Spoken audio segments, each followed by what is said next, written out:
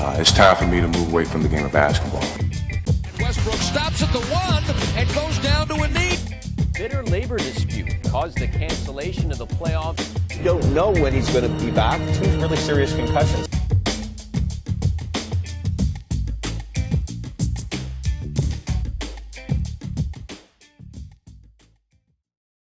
Hello, welcome back to How To Fantasy Sports. In today's video, what we're going to do is we're going to begin our look at the 2012 fantasy basketball season, a season that's been going now for about 2 weeks. And because of that, we've got some trends that we can look at, as well as some tips on how to play injuries that have been creeping up through the league.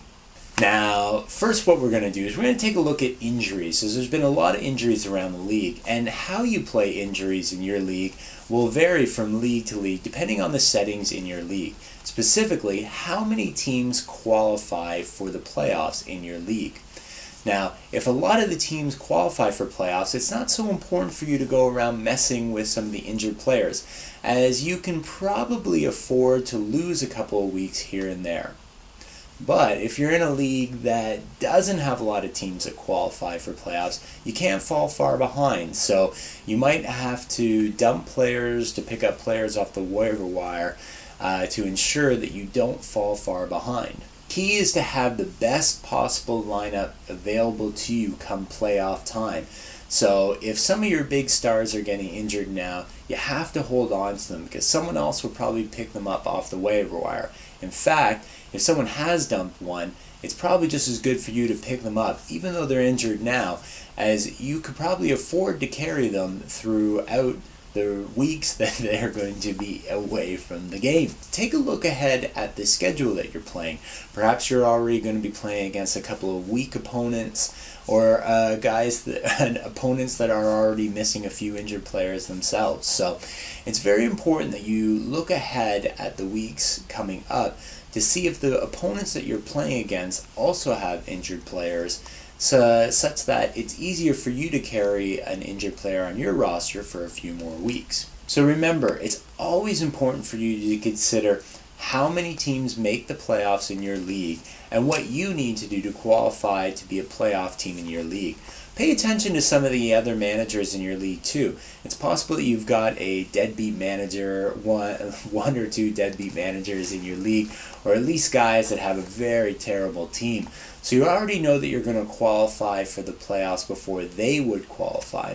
So it's quite possible that you can take a weaker roster during the regular season in anticipation of having a healthier roster come playoff time.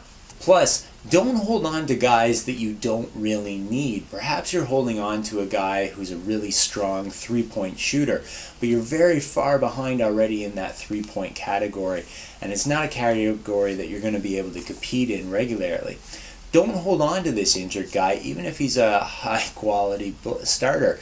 Use him as trade bait with another team that you can get a player that you can use to help improve or at least to solidify your lead in some of the other categories, as holding on to a guy who isn't going to be beneficial to you later isn't really worth your time.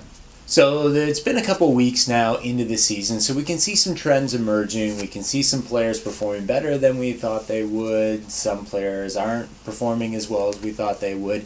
Now is not the time to make any real rash decisions, especially amongst players that you were pretty high on at the beginning of the year. We still got to wait a few more weeks to really see how the situation plays out. But that doesn't mean that we can't jump on a few players that look like they're going to be solid fantasy contributors for the remainder of the season, who weren't really that high ranked at the beginning of the season. Specifically, we're looking at players like Larry Sanders, Byron Mullins, JJ Redick, and even Al-Farouq Aminu. These guys weren't that high ranked coming into the season, but have definitely been performing quite well through the first few weeks and really look positioned to be solid fantasy contributors for the remainder of the season. But if you are looking at shaking up your roster already and want to buy low on some guys that we think whose value will definitely improve over the remainder of the season include Josh Smith, Joe Johnson, Steve Nash, and even Ty Lawson. So if you're looking at those guys right now, they came in with some pretty high expectations. So far, haven't produced quite so well. Steve Nash, he's been injured, but their future fantasy outlook looks quite bright. And guys that we're looking to sell high on, we're definitely looking at selling Kyle Lowry high. Currently ranked as the #1 player in all of fantasy basketball.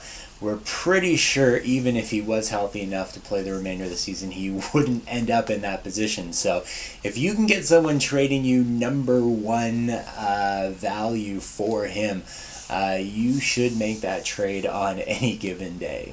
Other players that you might want to consider selling high on, Tim Duncan, who is again showing that he is an ageless wonder over there on the San Antonio Spurs, but really, come the second half of the season, it looks like he'll be sitting and resting just as much as he was last year. Kevin Martin, who is shooting the lights out in Oklahoma City right now, but really at an unsustainable clip. So time now to cash in the value on him, as really over the long season he still is just the #3 option there behind Kevin Durant and Russell Westbrook. And finally, OJ Mayo, who is showing up as a fantastic three-point threat, but really shooting unsustainable numbers right now. But if you can get someone to buy into his 4 3-point average a game season so far, that's a trade that you're going to want to make. And that's it for our look at the fantasy basketball season so far. We hope that you enjoyed this video and found some information that you found useful to help improve your fantasy play. If you have any questions, send us an email at question@howtofantasysports.com. Otherwise, subscribe to this channel to stay tuned for future videos. Thanks for watching and best of luck.